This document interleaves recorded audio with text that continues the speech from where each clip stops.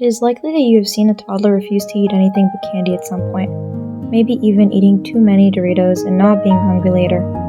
Many people would assume this is due to a different parenting style, but that isn't always the reality. Meet Johnny.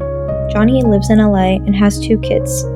Every morning at 6:30 a.m., he wakes up to help the kids get ready for school and walks them to the school bus stop.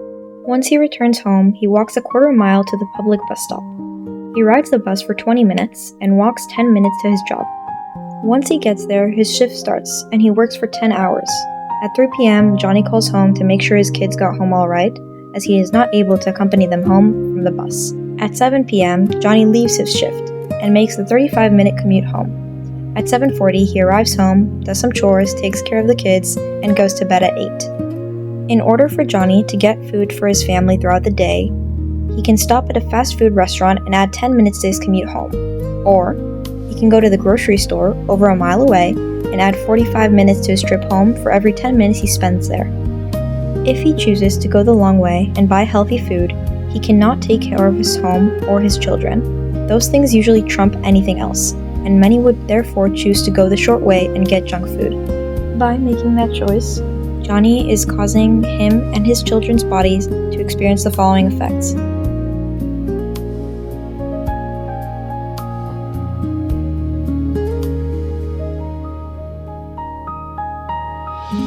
Which one would you choose?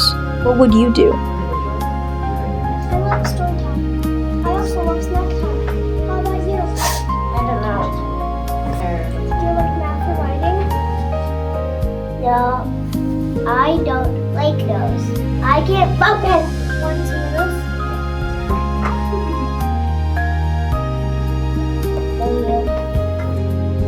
The USDA estimates over 23 million Americans live in food deserts.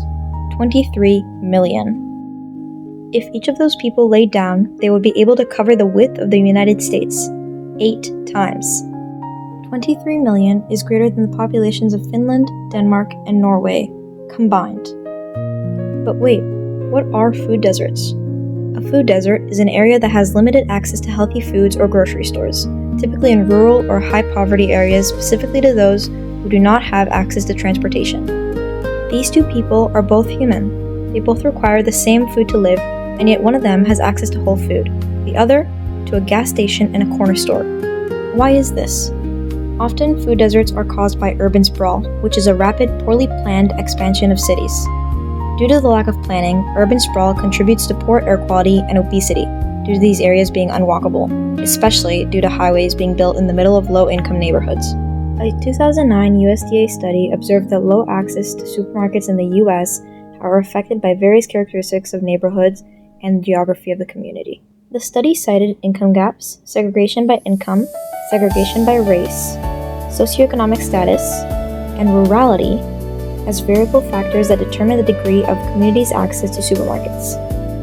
While infrastructure upgrades such as construction of new supermarkets and community food hubs can boost perceived access to food, studies conducted in a number of countries have demonstrated that they do not always result in major dietary changes or decrease in obesity rates. For instance, some studies revealed that although locals were more satisfied after new supermarkets opened, overall fruit and vegetable consumption stayed relatively constant in the absence of further education and neighborhood-based programs. So, what can you do? You can help kids like me.